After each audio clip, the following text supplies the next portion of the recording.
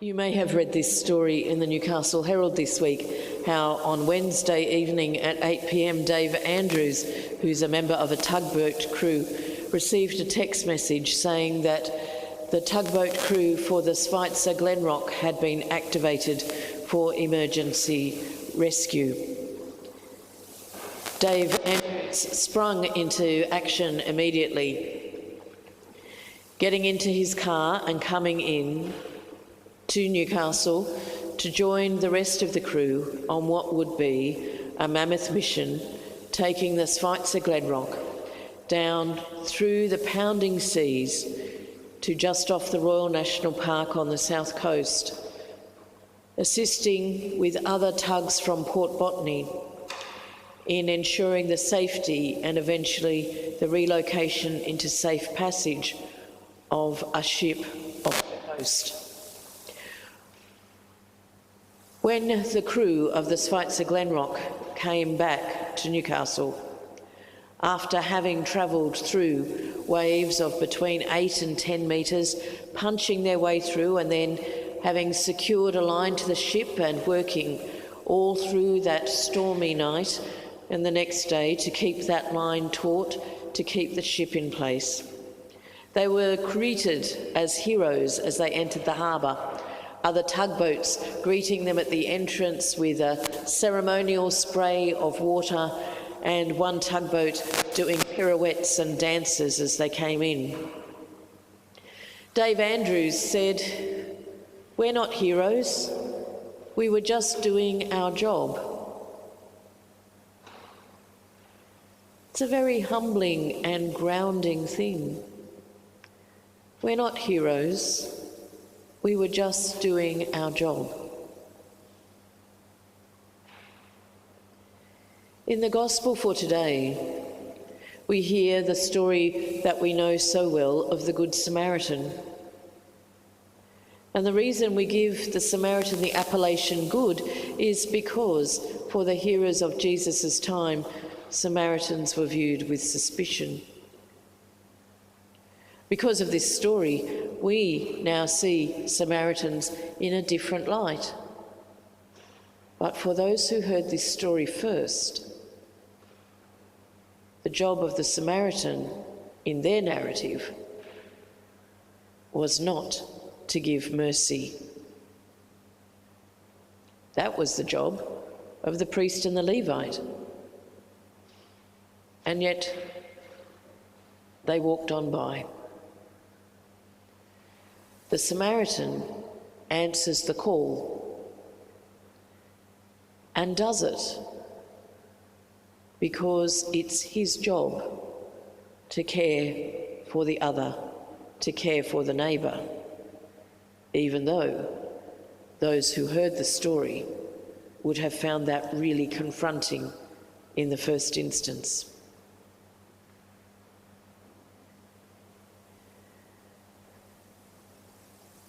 I think Dave Andrews has, in that beautiful way that we do as Australians, downplayed the enormity of the actions of the crew of the Schweitzer Glenrock and the other tug crews that night.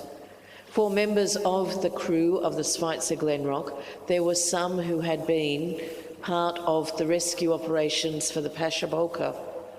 This evoked all sorts of memories, all sorts of emotions, as they went to save another ship, to be with the crew. And today and this week and this month, we particularly give thanks for those who find their life associated with the sea, with water. Not only for people who are part of crews like those on the Schweitzer Glenrock, but people who work in marine rescue, surf lifesavers, so many, like the people who work with the Mission to Seafarers, who see this as only doing their job and yet are living out a vocation of love for the other.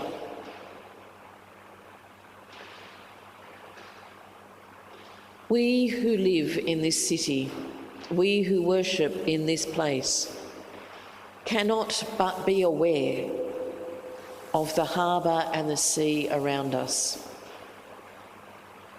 As we hear the rain, we cannot but not be aware of the power of water. And our minds are immediately going to those in the lower Hunter and the upper Hunter, continuing to face uncertainty with flood and recovering from devastation.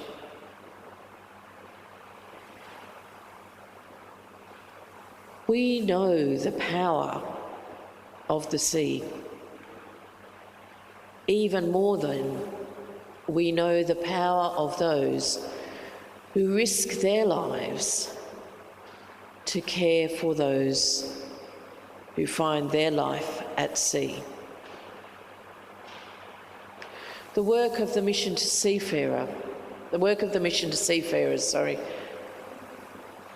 we can tend to think of it as localised because we are privileged to have a mission to seafarers here in Newcastle. But it is a worldwide network of caring for and embracing seafarers and providing a network of care that extends throughout every port where seafarers find themselves.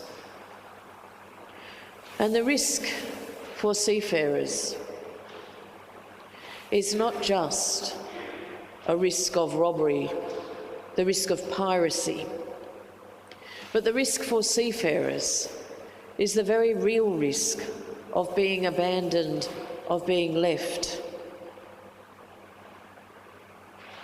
For seafarers are as much at the mercy of changing financial conditions in the world as they are of the changing environmental conditions, where these storms, and I'm no meteorologist or physical scientist, so I'm happy to be educated in this area, but it seems to me that these storms are becoming more frequent, these events.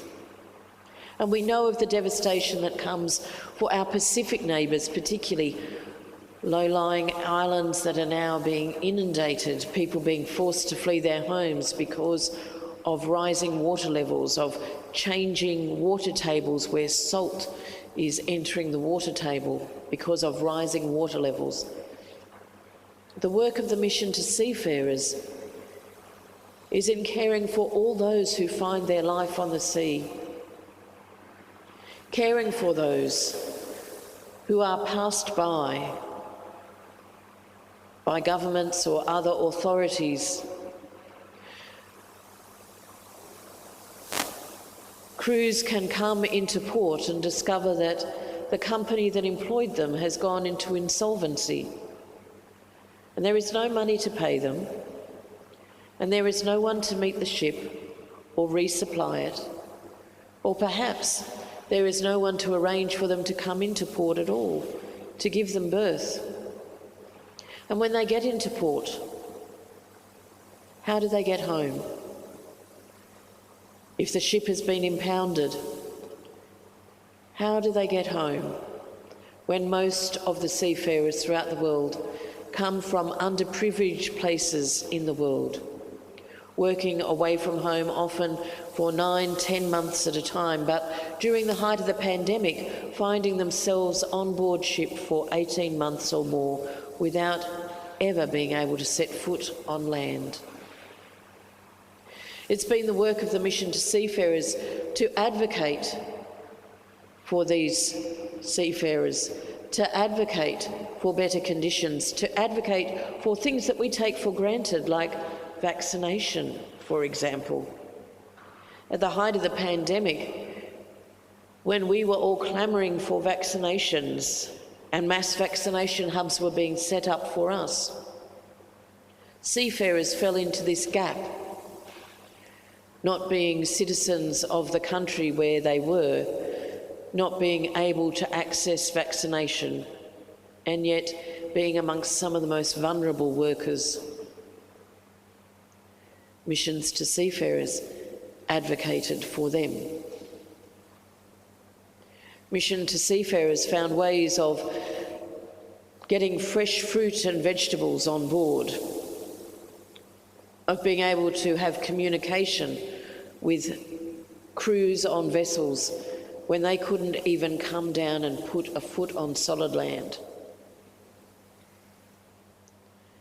This is the work of those who would say, we're just doing our job. And yet, I would argue, are modern-day heroes, both those who care and those who work. I was reading a reflection from the chaplain of one of the ports in Israel, and he said it's all very well and good for us to focus on the work of the Mission to Seafarers and to focus on seafarers on this Sea Sunday, and it is a good thing. But the reality is we are reliant on our seafarers every single day of the year for bringing precious cargoes. That means the phones in our pockets, the computers that connect us with the world, the coal that fires for energy, the grain. So many of our consumables reach our shores or go from our shores because of seafarers. We are called to pray for them every day. And here in this cathedral, we are fortunate to have our Nicholas Chapel, which reminds us every single day of that link that we have with the port. And as we hear the ship's horns enter into this space, we know of that link in our lives. So how can we support the work of those who support the most vulnerable? How can we support the work of those who would say, we're just doing our job, we're not heroes? It is by being mindful of them in our prayers. It is by supporting and assisting the work of organisations such as the Mission to Seafarers and Stella Maris.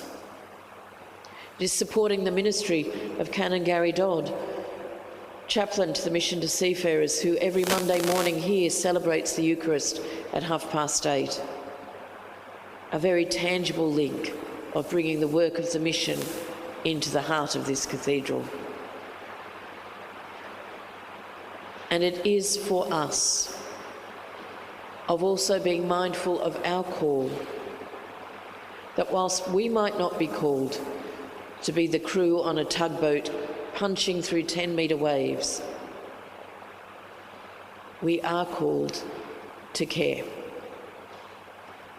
For that is our job as a disciple of Christ, loving God and loving neighbour.